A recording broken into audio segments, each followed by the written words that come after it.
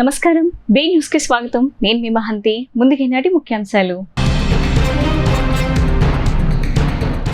శాంతి భద్రతల అంశంపై కలెక్టర్లతో ముఖ్యమంత్రి చంద్రబాబు సమీక్ష. రాష్ట్రంలో నేరాలు చేసి కప్పిపుచ్చుకోవటం కొందరికి అలవాటుగా మారిందని సీఎం ధ్వజం. వివేక గొడ్డలిపోటును గుండెపోటుగా మార్చారని ఆగ్రహం. బెంగళూరు నుంచి విజయవాడకు రానున్న మాజీ CM Jagan. Vijayawada sun rise హాస్పిటల్లో చికిత్స పొందుతున్న బాధితుల్ని పరామర్శించనున్న జగన్. డిప్యూటీ సీఎం పవన్ కళ్యాణ్ కు మరో కీలక బాధ్యతను అప్పగించిన సీఎం చంద్రబాబు. ఏపీలో భారీగా చెట్లను పెంచి అటవీ సంపద పెంచాలని అధికారులకు సీఎం ఆదేశం. పెద్ద ఎత్తున మొక్కల కార్యక్రమానికి పవన్ కళ్యాణ్ బాధ్యత తీసుకోవాలని సీఎం వెల్లడి. రెవెన్యూ శాఖ ప్రత్యేక ప్రధాన కార్యదర్శి ఆర్పి సిపోడియా సంచలన వ్యాఖ్యలు చేసిన వైనం. కలెక్టర్లు, ఐఏఎస్ల వ్యవస్థపై ప్రజలకు నమ్మకం పోయిందని వెల్లడి. రాష్ట్రంలో నేరాలు చేసి కప్పిపుచ్చుకోవటం కొందరికి అలవాటుగా మారిందని సీఎం చంద్రబాబు ధ్వజమెత్తారు. వివేక గొడ్డలిపోటును గుండెపోటుగా మార్చారని మండిపడ్డారు. శాంతి భద్రతల నిర్వహణపై యాక్షన్ ప్లాన్ రూపొందించాలని సూచించారు. కలెక్టర్లు, ఎస్పీలు సమన్వయంతో పనిచేయాలని, అసమర్థ ప్రభుత్వం అని అనిపించుకోవడానికి తాము సిద్ధంగా లేనని చంద్రబాబు వెల్లడించారు. కలెక్టర్ల కాన్ఫరెన్స్ లో శాంతి భద్రతల అంశంపై ముఖ్యమంత్రి చంద్రబాబు కీలక సూచనలు చేశారు. కలెక్టర్లు, ఎస్పీలు సమన్వయంతో పనిచేయాలన్నారు. అసమర్థ ప్రభుత్వం అనిపించుకోవడానికి తాను సిద్ధంగా లేనని తేల్చి చెప్పారు. క్రైమ్ కంట్రోల్ చేయడానికి సీసీ కెమెరాలను, డ్రోన్లను వినియోగించుకోవాలన్నారు. టెక్నాలజీని వినియోగించుకుని నేరస్తులను పట్టుకునే వ్యవస్థను ఏర్పాటు చేశామని చంద్రబాబు గుర్తు చేశారు. గత ప్రభుత్వం ఈ టెక్నాలజీని వినియోగించుకోలేదని మండిపడ్డారు.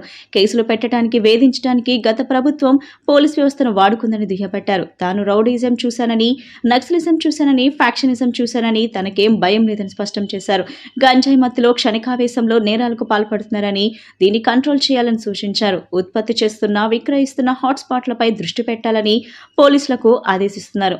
చిన్న సంఘటనను నిర్లక్ష్యం చేయొద్దన్నారు. లిక్కర్ పాలసీపై అధ్యయనం చేస్తున్నామన్నారు. అన్ని రకాల లిక్కర్ బ్రాండ్లను ఏపీలోకి అనుమతిస్తున్నామన్నారు. అన్ని బ్రాండ్లు అందుబాటులోకి వస్తే మద్యం అక్రమ రవాణా తగ్గుతుందని అభిప్రాయపడ్డారు. ప్రజా సమస్యల పరిష్కారానికి ప్రత్యేక యాప్ తెస్తున్నట్లు తెలిపారు. ప్రభుత్వంపై దుష్ప్రచారాలను తిప్పికొట్టాలన్నారు. సంపద సృష్టి జరగాలంటే శాంతి భద్రతల నిర్వహణ సరిగా ఉండాలన్నారు. వివిధ అంశాలపై త్వరలో పాలసీలు తెస్తున్నట్లు సీఎం తెలిపారు. ఆంధ్ర ఆఫీసర్స్ అంటే ఢిల్లీలో కూడా అన్టచబుల్స్ కింద వీళ్ళు ఏమి చేయలేరు అనే పరిస్థితికి వచ్చారు. ఎప్పుడు కూడా మనం గుర్తుపెట్టుకోవాల్సింది, నేను ఇంత మునిపే మీతో చెప్పాను, ఒక చిన్న తప్పు జరిగితే కరెక్ట్ చేయొచ్చు, కానీ టోటల్గా విధ్వంసానికి గురైనటువంటి రాష్ట్రాన్ని మళ్ళీ పునర్నిర్మాణం చేయాలంటే ఎక్స్ట్రా ఎఫర్ట్స్ కూడా మనం అందరం పెట్టాల్సిన అవసరం ఉంది. నేను రాజకీయాల్లో 45 years ఉన్నాను, 4.5 decades ఉన్నాను. గ్రామాల్లో కరెంట్ లేని రోజులు, రోడ్లు లేని రోజులు, అక్కడి నుంచి ఈరోజు చూస్తే కరెంటు ఊర్లోనే ఉత్పత్తి చేసుకునే రోజులు, కార్లు ఆటోమేటిక్ కార్లు వచ్చేసి డ్రైవర్లెస్ కార్లు వచ్చే పరిస్థితికి వచ్చింది. అంటే మన కళ్ళ ముందరనే ఇప్పుడు మన వాళ్ళు మనం చేసిన ఇక్కడ ఇంకొక విషయం కూడా మీరు గుర్తుపెట్టుకోవాల్సిన అవసరం ఉంది. అన్నింటికంటే పబ్లిక్ పాలసీస్ అంటే చాలా పవర్ఫుల్. మనం తీసుకునే నిర్ణయాల ద్వారా రాష్ట్ర భవిష్యత్తుని, భావితరాల భవిష్యత్తుని మార్చే శక్తి పబ్లిక్ పాలసీస్కి ఉంటుంది. దానికి ఎగ్జాంపుల్ మీరు చూసినప్పుడు 1991 ఆర్థిక సంస్కరణలు రాకమునుపు ఇదే దేశం, ఇదే అడ్మినిస్ట్రేషన్, ఇదే ప్రజలు. కానీ బిఫోర్ మీరు చూస్తే భారతదేశం 2%, 3% గ్రోత్ రేట్. అదే ఆర్థిక సంస్కరణలు వచ్చిన తర్వాత కాంపిటేటివ్ ఎకానమీకి దోహదం చేశాం. వైసీపీ అధినేత, మాజీ ముఖ్యమంత్రి వైఎస్ జగన్ ఈ రోజు బెంగళూరు నుంచి విజయవాడకు రానున్నారు. ఎన్టీఆర్ జిల్లా జగ్గైపేట నియోజకవర్గ పరిధిలోని నవాపేట గ్రామానికి చెందిన వైసీపీ నాయకుడు గింజుపల్లి శ్రీనివాసరావుపై ఇటీవల హత్యాయత్నం జరిగింది. ప్రత్యర్థుల దాడిలో తీవ్ర గాయాల పాలైన శ్రీనివాసరావు విజయవాడ సన్ రైజ్ ఆసుపత్రిలో చికిత్స పొందుతున్నారు. ఆసుపత్రిలో శ్రీనివాసరావును పరామర్శించి ఆయన కుటుంబానికి ధైర్యం చెప్పేందుకు జగన్ వస్తున్నారని పార్టీ వర్గాలు తెలిపాయి. గింజపల్లి శ్రీనివాసరావును నేటి సాయంత్రం 4 గంటలకు వైఎస్ జగన్ పరామర్శించనున్నారు. డిప్యూటీ సీఎం పవన్ కళ్యాణ్ కు సీఎం చంద్రబాబు మరో కీలక బాధ్యతను అప్పగించారు. ఆంధ్రప్రదేశ్ లో భారీగా చెట్లు పెంచి అటవీ సంపద పెంచాలని అధికారులను ముఖ్యమంత్రి చంద్రబాబు అధికారులకు ఆదేశించారు. పెద్ద ఎత్తున మొక్కలు నాటే కార్యక్రమానికి ఉప ముఖ్యమంత్రి పవన్ కళ్యాణ్ బాధ్యత తీసుకోవాలని సీఎం కోరారు. కలెక్టర్ల సమావేశంలో వివిధ శాఖలపై చంద్రబాబు ప్రసంగించారు. ఈ సందర్భంగా వచ్చే 100 రోజుల్లో చేపట్టబోయే కార్యక్రమాలను వ్యవసాయ, ప్రజా పంపిణీ, ఆక్వా, ఫిషరీస్, ఉద్యానవన, అటవీ శాఖల అధికారులకు సీఎంకు వివరించారు. అటవీ శాఖపై సమీక్ష సందర్భంలో ఆంధ్రప్రదేశ్లో భారీగా చెట్లు పెంచి అటవీ సంపద పంచాలని అధికారులను ముఖ్యమంత్రి ఆదేశించారు. పెద్ద ఎత్తున మొక్కలు నాటే కార్యక్రమానికి ఉప ముఖ్యమంత్రి పవన్ కళ్యాణ్ బాధ్యత తీసుకోవాలని సీఎం కోరారు. ఒకేసారి 5 నుంచి 10 లక్షల మొక్కలు నాటే కార్యక్రమాన్ని అధికారులు చేపట్టాలన్నారు. ఉమ్మడి ఆంధ్రప్రదేశ్లో కూడా హైదరాబాద్లో భారీ ఎత్తున మొక్కలు నాటే కార్యక్రమాన్ని చేపట్టిన విషయాన్ని ఈ సందర్భంగా గుర్తు చేశారు. అటవీ సంపద పెంచి ఆహ్లాదకరమైన వాతావరణంలో మనమందరం వనభోజనానికి వెళ్దామన్నారు. కార్యక్రమంలో వ్యవసాయ రంగంపై అధికారులు సీఎం చంద్రబాబుకు పవర్ పాయింట్ ప్రెజెంటేషన్ ఇచ్చారు. నేను పంచాయతీరాజ్ రూరల్ డెవలప్మెంట్తో పాటు forest science and technology, environment శాఖలు కూడా తీసుకున్నాం. వీటిలో కొన్ని మీ సహాయ సహకారాలు కావాల్సినవి, మీరు ఏం కావాలని మేము ఆశిస్తున్నాం చెప్తాను. ఈ సంవత్సరానికి సంబంధించి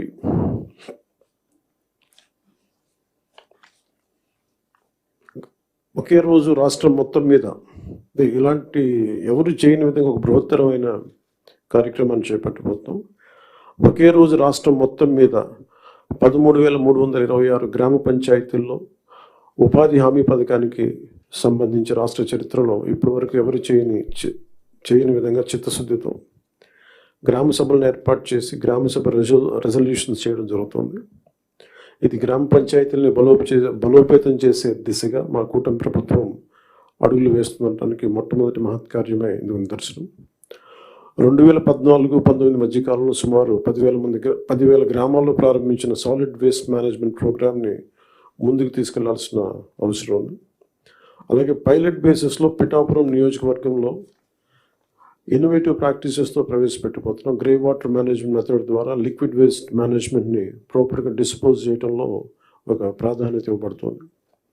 స్వచ్ఛ భారత్ మిషన్ మరియు ఇతర కార్యక్రమాల కింద నిర్మించిన ఇండివిజువల్ హౌస్ హోల్డ్ టాయిలెట్స్ని ODF ప్లస్ చొరవ కింద మెయింటైన్ చేయబడతాయి.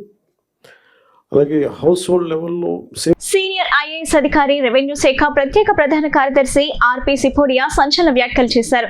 కలెక్టర్లు ఐఏఎస్ల వ్యవస్థపై ప్రజలకు నమ్మకం పోయిందని, గత 5 సంవత్సరాల్లో ఎక్కడో ఏదో తప్పు జరిగిందని కుండబద్దలు కొట్టారు. తనకు ఎక్కడ న్యాయం జరగటం లేదని ప్రజలు చెబుతుంటే ఇక ఐఏఎస్ వ్యవస్థ ఎక్కడ ఉన్నట్లు అని ప్రశ్నించారు. ప్రజలకు న్యాయం చేయాల్సిన బాధ్యత మనందరిపై ఉందని ఆయన ఆవేదన చెప్పారు. కలెక్టర్ల కాన్ఫరెన్స్ లో రెవెన్యూ శాఖపై ఆ శాఖ ప్రత్యేక ప్రధాన కార్యదర్శి ఆర్పి సిపోడియా పవర్ పాయింట్ ప్రెజెంటేషన్ ఇచ్చారు. రెవెన్యూ రికార్డుల భద్రతపై ఆయన ఆందోళన వ్యక్తం చేశారు. అనంతరం కలెక్టర్లు ఐఏఎస్ల పనితీరుపై సంచలన వ్యాఖ్యలు చేశారు. కలెక్టర్లు ఐఏఎస్ల వ్యవస్థపై రాష్ట్ర ప్రజల్లో గత 5 ఏళ్లలో ఎలాంటి అభిప్రాయం ఏర్పడిందో సోదాహరణంగా చెప్పారు. సడలిపోతే ఇక కలెక్టర్లు ఐఏఎస్ల వ్యవస్థ అర్ధరహితంగా మిగిలిపోతుందని అన్నారు. భూ వివాదాలు ఎప్పుడు ఇన్ని లేవని, గత 5 సంవత్సరాల్లో ఎక్కడో ఏదో తప్పు జరిగిందని కుండబద్దలు కొట్టారు. ఒకప్పుడు జన్మభూమి పేరుతో గ్రామ సదస్సులు నిర్వహించేవారని సిపోడియా గుర్తు చేశారు. అప్పట్లో తాను కలెక్టర్గానో ప్రత్యేక అధికారిగానో వాటికి వెళ్లేవాడినని, మొత్తం ఫిర్యాదుల్లో భూములకు సంబంధించినవి 10% లోపు మాత్రమే ఉండేవని, అవి కూడా భూమి మార్పిడి, ఇళ్ల పట్టాలు, సరిహద్దు తగాదాలు వంటి చిన్న చిన్న సమస్యలే ఉండేవని అన్నారు. ప్రస్తుతం ఒకసారిగా భూములకు సంబంధించిన సమస్యలు 50 నుంచి 60% వరకు వస్తున్నాయని, అవి కూడా చిన్న సమస్యలు కావని, భూమి లాక్కున్నారని, దౌర్జన్యంగా కబ్జా చేశారని, నా భూమికి హద్దు గోడలు కట్టుకుంటే బద్దలు కొట్టేశారని లాంటి ఫిర్యాదులే అన్నీ తెలిపారు. వీటిని పరిష్కరించాల్సిన బాధ్యత కలెక్టర్లు, ఎస్పీలపై ఉందని వెల్లడించారు. తమ భూమిని దౌర్జన్యంగా లాక్కున్నారని చాలా మంది పేదలు చెబుతున్నారని, పేదల ప్రయోజనాలు కాపాడేలా ఎస్సీలు ఆ దౌర్జన్యాన్ని నిరోధించాలని ఆయన అన్నారు. Educating the public. The government is doing large number of good things, good schemes are being run, but the public is not aware. So we should use the media to ensure that all this information reaches to the cutting edge. And the last but not the least is building the brand of the government. Government is a brand, and we have to highlight the success stories, the good things which are happening on the field, and how the life of people is being changed at the village level. And this should be highlighted not at the state level but also at the national level, sir. So on the basis of this, I have few suggestions for the collectors and SPs, sir.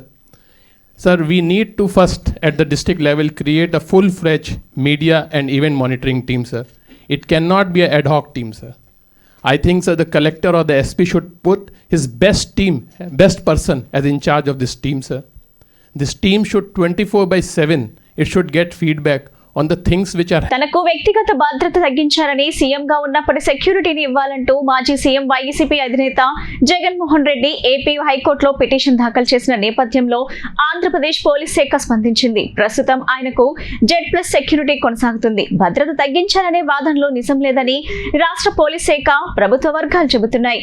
మాజీ CM హోదాలో జగన్ కు నిబంధనల మేరకే భద్రతా సిబ్బందిని కేటాయించామని police శాఖ స్పష్టం చేసింది. చంద్రబాబు మాజీ సీఎంగా ఉన్నప్పుడు ఆయనకు అందించిన భద్రతనే ప్రస్తుతం జగన్ కు కూడా కొనసాగిస్తున్నట్లు ఏపీ పోలీస్ శాఖ వర్గాలు పేర్కొంటున్నాయి. ప్రజల్లో చైతన్యం తీసుకొచ్చేందుకు వినూత్న పద్ధతిలో ముందుకు వెళ్లాలని విజయవాడ సిపి రాజశేఖర్ బాబు తెలిపారు. సమాజంలో జరిగే నేరాలకు అడ్డుకట్ట వేయాలని తెలిపారు. సైబర్ నేరాలను అంతం చేయాలనే ప్రధాన ఉద్దేశంతో సిపి ఆధ్వర్యంలో పోలీస్ కమిషనరేట్ పరిధిలోని పోలీస్ సిబ్బందిని మహిళా పోలీసులు సైబర్ కమాండల్ గా ఏర్పాటు చేశారు. ముఖ్యమంత్రి చంద్రబాబు అధ్యక్షతన జరిగిన కలెక్టర్ల కాన్ఫరెన్స్ లో సిపి రాజశేఖర్ బాబు మాట్లాడుతూ నేరాలు జరిగిన తర్వాత దర్యాప్తు కంటే జరగకుండా ముందస్తు జాగ్రత్తలు తీసుకోవడం ద్వారా నేరాలకు అడ్డుకట్ట వేయడం తెలిపారు. సమాజంలో వివిధ రకాల సైబర్ నేరాలు జరుగుతూ ఉంటాయని అవి జరగకుండా ముందస్తు జాగ్రత్తలు తీసుకోవడం ద్వారా సైబర్ నేరాలకు అడ్డుకట్ట వేయడం తెలిపారు. సైబర్ నేరాల పట్ల ప్రతి ఒక్కరికి అవగాహన కల్పిస్తే ఆ నేరాల బారిన పడకుండా ఉంటారని అన్నారు. ప్రజల్లో చైతన్యం తీసుకొచ్చేందుకు వినూత్న పద్ధతిలో ముందుకు పోవటానికి ఈ సైబర్ కమాండర్లను ఏర్పాటు చేసినట్లు తెలిపారు. ఇప్పటికే కమిషనరేట్ పరిధిలో అన్ని కళాశాలల్లో విద్యార్థులకు సైబర్ నేరాలపై అవగాహన కల్పించి వారిలో ఆసక్తి కలిగిన వారిని సైబర్ సోల్జర్స్ గా నమోదు చేశారు. ప్రతి సైబర్ కమాండోకు 10 నుంచి 15 మంది సోల్జర్స్ ని ఇవ్వటం జరుగుతుందని, ఆ కమాండోలు సోల్జర్స్ కు గైడ్ చేస్తూ వారి ఎక్కువ మంది ప్రజలను సైబర్ సిటిజన్లుగా మార్చే విధంగా చర్యలు తీసుకోవాలని సిపి సూచించారు. విజయవాడ ఇంద్రకీలాద్రిపై వేంచేసి ఉన్న శ్రీ కనకదుర్గమ్మ అమ్మవారిని గౌరవనీయులైన రాష్ట్ర ఆర్థిక శాఖ ప్రిన్సిపల్ సెక్రటరీ పీయూష్ కుమార్ కుటుంబం సమేతంగా దర్శించుకున్నారు. దర్శనార్థం ఆలయమునకు కుటుంబ సభ్యులతో కలిసి విచ్చేసిన పీయూష్ కుమార్ కు ఆలయ ఈవో కెఎస్ రామారావు స్వాగతం పలికారు. ఆలయ మర్యాదలతో స్వాగతం పలికి అమ్మవారికి దర్శనం కల్పించారు. శ్రీ అమ్మవారి దర్శనానంతరం వీరికి వేద పండితులు, అర్చకులు వేదాశీర్వచనం చేయగా ఈవో రామారావు శ్రీ అమ్మవారి ప్రసాదములు, శేషవస్త్రము, చిత్రపటం అందజేశారు. కృష్ణా నది పరివాహక ప్రాంతాల్లో కురుస్తున్న భారీ వర్షాలతో శ్రీశైలం ప్రాజెక్టుకు భారీగా వరద నీరు వస్తుంది. ఎగువన ఉన్న జురాల, సుండల్కేస్ డ్యాంల నుంచి శ్రీశైలం ప్రాజెక్టుకు 3.93 లక్షల క్యూసెక్ల నీరు వస్తుంది. దాంతో ఈ ఉదయం శ్రీశైలం డ్యాం వద్ద 10 గేట్లను 12 అడుగుల మేర ఎత్తి నీటిని దిగువకు విడుదల చేశారు. శ్రీశైలం జలాశయం గరిష్ట నీటి మట్టం 885 అడుగులు కాగా ప్రస్తుత నీటి మట్టం 883 అడుగులుగా నమోదైంది. శ్రీశైలం జలాశయంలో గరిష్ట నీటి నిల్వ సామర్థ్యం 215.80 టీఎంసీలు కాగా ప్రస్తుతం 204.35 టీఎంసీల నీరు నిల్వ ఉంది. స్పిల్వే ద్వారా 3.10 లక్షల క్యూసెక్ల నీటిని విడుదల చేశారు. కాగా ప్రాజెక్టుకు భారీగా వరద నీరు వచ్చి చేరుతున్న నేపథ్యంలో జల విద్యుత్ ఉత్పాదన ముమ్మరం చేశారు. కుడి, ఎడమగట్టు జల విద్యుత్ కేంద్రాల్లో విద్యుత్ ఉత్పత్తి చేస్తున్నారు. విద్యుత్ ఉత్పత్తి చేసి దిగువన ఉన్న నాగార్జున సాగర్ కు 64,338 క్యూసెక్ల నీటిని విడుదల చేస్తున్నారు. విజయవాడలోని రామ్వర్పాడ్లో చిట్టీల పేరుతో 3,50 లక్షలకు కుచ్చుటూపి పెట్టాడని కోటా వెంకటనాయుడు అనే వ్యక్తిపై మోసపోయిన పలువురు ఆగ్రహం వ్యక్తం చేశారు. తమకు న్యాయం చేయాలంటూ పటమట పోలీసులను ఆశ్రయించారు. కూతురు పెళ్లికి, పిల్లల చదువుకి, ఇల్లు కట్టుకోవడానికి అక్కరకు వస్తాయని కొంతమంది కూలీ నాలి చేసుకుని రూపాయి కూడబెట్టి చిట్టీలు కట్టేవారు. మొదట్లో చిట్టీల నిర్వాహకుడు నమ్మకంగా ఉంటూ డబ్బులు చెల్లించాడు. కొంతకాలం తర్వాత ఎక్కువ మంది నుంచి భారీ మొత్తంలో నగదు తీసుకుని ఐపీ పెట్టాడు. బాధితులంతా పోలీస్ స్టేషన్లో ఫిర్యాదు చేశారు. తమకు న్యాయం చేయాలని ఆందోళన నిర్వహించారు. బాధితులు, పోలీసులు వివరాల ప్రకారం ఉత్తరాంధ్ర ప్రాంతానికి చెందిన వెంకటనాయుడు కొన్ని కొన్నేళ్ల నుంచి విజయవాడ గ్రామీణ మండలం రాంవరప్పాడు పటేల్ నగర్లో నివాసముంటున్నాడు. రోజువారీ పనులకు వెళ్తూ చిట్టీల వ్యాపారం కూడా నిర్వహించేవాడు. అతని వద్ద స్థానికులు 5,50,000 నుంచి 2 లక్షల వరకు చిట్టీలు వేశారు. తొలుత బాగానే సొమ్ము చెల్లించిన తర్వాత అతను చిట్టీలు పాడిన వారికి సకాలంలో సొమ్ములు ఇవ్వకుండా డబ్బులు అడిగినా వారి నుంచి తప్పించుకుని తిరుగుతున్నాడు. ఇంటి వద్దకు వెళ్తే అక్కడ ఉండట్లేదు. అనుమానం వచ్చి చిట్టీలు వేసిన వారందరూ ఒకచోట సమావేశమై లెక్క తీశారు. సుమారు 3.50 కోట్లు బకాయి ఉన్నట్లు తేలింది. బాధితులంతా ఎస్ఐ దుర్గాప్రసాద్ కు ఫిర్యాదు చేశారు. పోలీసులు కేసు నమోదు చేసి దర్యాప్తు చేస్తున్నారు.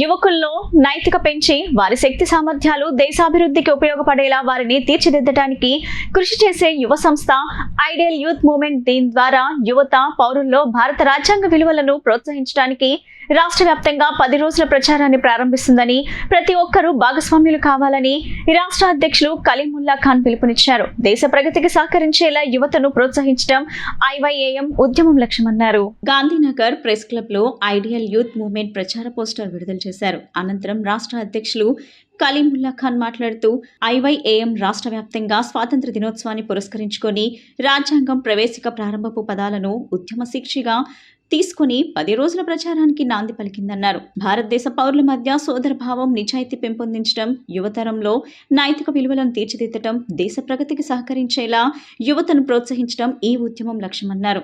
రాష్ట్ర ప్రధాన కార్యదర్శి ఇమ్రాన్ హుస్సేన్ మాట్లాడుతూ ఉద్యమం సందర్భంగా టీమ్ ఫైల్ రీల్స్ పోటీ రాష్ట్ర వ్యాప్తంగా నిర్వహిస్తున్నామని, మొదటి 10 విజేతలకు 5,000 నగదు బహుమతి ప్రకటిస్తామన్నారు. ఎంపిక చేసిన ప్రాంతాల్లో యువ సమావేశాలు నిర్వహిస్తామన్నారు. ఆగస్టు 15న సంస్థ ఆధ్వర్యంలో అన్ని ప్రధాన నగరాల్లో సామాజిక సేవలు, జెండా ఆవిష్కరణ కార్యక్రమాలు జరుగుతాయన్నారు. స్వాతంత్ర సమరయోధుల చిత్రపటాల ప్రదర్శనలు, సమభావాజాలం గల యువజన సంస్థలతో పరస్పర చర్చలు నిర్వహిస్తామన్నారు. ఈ కార్యక్రమంలో నగర అధ్యక్షులు అల్తాఫ్, కార్యదర్శి మతీన్, సభ్యులు భాషా, ఏజాజ్ తదితరులు పాల్గొన్నారు. నా పేరు మొహమ్మద్ కలీముల్లా ఖాన్ అండి. ఐవైఎం రాష్ట్ర అధ్యక్షుడిని. ఇవాళ ఐడియల్ యూత్ మూవ్మెంట్ ఆధ్వర్యంలో నిర్వహించబడుతున్నటువంటి ఈ ప్రెస్ మీట్కి హాజరైనటువంటి మీడియా ప్రతినిధులందరికీ కూడా మా సంస్థ తరపున ధన్యవాదాలు తెలియజేసుకుంటున్నాను. ఐడియల్ యూత్ మూవ్మెంట్ ఒక యువ సంస్థ. ఐవైఎం గత 10 సంవత్సరాలుగా యువకులని నైతికంగా తీర్చిదిద్ది వారి యొక్క శక్తి సామర్థ్యాలు దేశ ప్రగతికి వినియోగించబడేలాగా అహర్నిశలు కృషి చేస్తుంది. అందులో భాగంగానే ఈ నెల ఆగస్ట్ స్వాతంత్ర దినోత్సవం సందర్భంగా రాజ్యాంగ ప్రవేశకు ఏదైతే మొదటి శీర్షిక ఉందో దాన్ని ఒక శీర్షికగా తీసుకొని మేము ఒక 10 రోజుల ప్రచార ఉద్యమాన్ని చేయడం జరుగుతుంది. ఆ ఉద్యమం పేరే భారతదేశ ప్రజలమైన మేము, నైతికత, ప్రగతి, సోదరభావం దిశగా అనేటువంటి ఒక ఉద్యమాన్ని ప్రారంభించడం జరిగింది. ఇవాళ మనం భారతదేశాన్ని కనుక పరిశీలిస్తే స్వాతంత్ర దినోత్సవం వచ్చి దాదాపు 77 సంవత్సరాలు అవుతున్నప్పటికీ కూడా ఆధునికంగా మనం ఎంతో కొంత ప్రగతి సాధించినప్పటికీ కూడా దేశంలో ఉండేటువంటి ప్రజలు నైతికంగా చాలా దిగజారిపోయినటువంటి పరిస్థితి మనందరికీ కనబడుతుంది. ఎన్సీఆర్బీ రిపోర్ట్ ప్రకారం దేశంలో హత్యలు, అత్యాచారాలు, దోపిడీలు, దొంగతనాలు, లంచాలు ఇవన్నీ కూడా ప్రతి సంవత్సరం కూడా పెరుగుతూ ఉండటం నిజంగా ఇది చాలా శోచనీయమైనటువంటి అంశం. మరి ఇలాంటి సందర్భంలో భారతదేశ ప్రజలమైన మనం అందరం కూడా ఒకసారి స్వాతంత్ర దినోత్సవం వచ్చినప్పటికీ, ఇన్ని సంవత్సరాలు అయినప్పటికీ కూడా నైతికంగా ఎందుకు దిగజారుతున్నామని ఒకసారి అందరూ పునఃసమీక్షించుకోవాల్సినటువంటి అవసరం ఎంతైనా ఉంది. ఎందుకంటే మనిషి ఎప్పుడైతే నైతికంగా దిగజారిపోతాడో దేశం యొక్క అభివృద్ధి కూడా అక్కడే ఆగిపోతుందనేటువంటి విషయం మనందరికీ కూడా తెలిసినటువంటి విషయం. అదేవిధంగా ప్రగతి విషయంలో ఆలోచిస్తే మన దేశం ఎంతో కొంత అభివృద్ధి చెందినప్పటికీ కూడా ఇతర దేశాలతో పోల్చుకుంటే మన యొక్క దేశ అభివృద్ధి ఎక్కడో కుంటిపడుతుందనేటువంటి అంశం కూడా మనందరికీ కూడా చాలా స్పష్టంగా కనబడుతుంది. ఇవాళ దేశంలో ఉండేటువంటి అణగారిన ప్రజలు కానివ్వండి, లేదంటే గిరిజనుల యొక్క హక్కులు. పేరు సయ్యద్ ఇమ్రాన్ హుస్సేన్ అండి. ఐడియల్ యూత్ మూవ్మెంట్ రాష్ట్ర ప్రధాన కార్యదర్శిని. ఐడియల్ యూత్ మూవ్మెంట్ ఆగస్టు 6 నుంచి 15 వరకు ఒక స్టేట్ వైడ్ క్యాంపెయిన్ లాంచ్ చేస్తుంది. ఇందులో ఇది రాజ్యాంగంలో ప్రవేశిక ఏదైతే ఉందో, రాజ్యాంగ మౌలిక స్వరూపం ఏదైతే ఉందో దాని ప్రధాన శీర్షికగా ఎంచుకొని ఈ యొక్క ఉద్యమాన్ని చేపట్టడం జరుగుతుంది. We the people of India towards morality, progress, fraternity. మిత్రులారా, ఈ క్యాంపెయిన్ సంబంధించి మేము ఒక రీల్స్ కాంపిటీషన్ని స్టేట్ వైడ్లో నిర్వహిస్తున్నాము, ఇన్స్టాగ్రామ్ రీల్స్. ఇందులో టాప్ 10 విజేతలకు క్యాష్ బహుమతిగా 5,000 ఒక్కొక్కరికి ఇవ్వడం జరుగుతుంది. ఎవరైతే ఈ థీమ్కి అనుగుణంగా మెసేజ్ను యూత్ ఎవరైతే ఉంటారో, లేకపోతే ఇతర అన్ని వర్గాల వారు ఎవరైనా సరే, వాళ్ళు ఎవరైనా ముందుకు వచ్చి ఒక మంచి మెసేజ్ ఓరియంటెడ్ రీల్ ఎవరైనా బాగా క్రియేటివిటీగా తీస్తే కనుక టాప్ 10 బహుమతులు ఇవ్వడం జరుగుతుంది. అదేవిధంగా యూత్ గ్యాదరింగ్స్ ఉంటాయండి. అదేవిధంగా ఆగస్టు 15న జెండా ఆవిష్కరణ కార్యక్రమం జరుగుతుంది. సోషల్ సర్వీస్ యాక్టివిటీస్ జరుగుతాయి. అదేవిధంగా సమభావజాలం ఏదైతే మా ఐడియాలజీతో ఎవరైతే ఏ సంస్థలు అయితే పనిచేస్తున్నాయో అటువంటి సంస్థలతో కలిసి మేము రౌండ్ టేబుల్ మీటింగ్స్, అదేవిధంగా యూత్ మీటింగ్స్ ఇవి కూడా నిర్వహించడం జరుగుతుంది.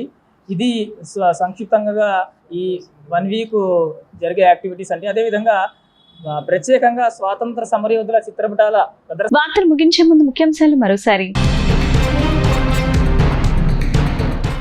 శాంతి భద్రతల అంశంపై కలెక్టర్లతో ముఖ్యమంత్రి చంద్రబాబు సమీక్ష. రాష్ట్రంలో నేరాలు చేసి కప్పిపుచ్చుకోవటం కొందరికి అలవాటుగా మారిందని సీఎం ధ్వజం. వివేక గొడ్డలిపోటును గుండెపోటుగా మార్చారని ఆగ్రహం. బెంగళూరు నుంచి విజయవాడకు రానున్న మాజీ CM Jagan. Vijayawada sun rise హాస్పిటల్లో చికిత్స పొందుతున్న బాధితుల్ని పరామర్శించనున్న జగన్. డిప్యూటీ సీఎం పవన్ కళ్యాణ్ కు మరో కీలక బాధ్యతను అప్పగించిన సీఎం చంద్రబాబు. ఏపీలో భారీగా చెట్లను పెంచి అటవీ సంపద పెంచాలని అధికారులకు సీఎం ఆదేశం. పెద్ద ఎత్తున మొక్కల కార్యక్రమానికి పవన్ కళ్యాణ్ బాధ్యత తీసుకోవాలని సీఎం వెల్లడి. రెవెన్యూ శాఖ ప్రత్యేక ప్రధాన కార్యదర్శి ఆర్పి సిపోడియా సంచలన వ్యాఖ్యలు చేసిన వైనం. కలెక్టర్లు, ఐఏఎస్ల వ్యవస్థపై ప్రజలకు నమ్మకం పోయిందని వెల్లడి. ఈ బులెటిన్ ఇంతటితో సమాప్తం. తిరిగి మరో బులెటిన్ కలుద్దాం. నమస్కారం.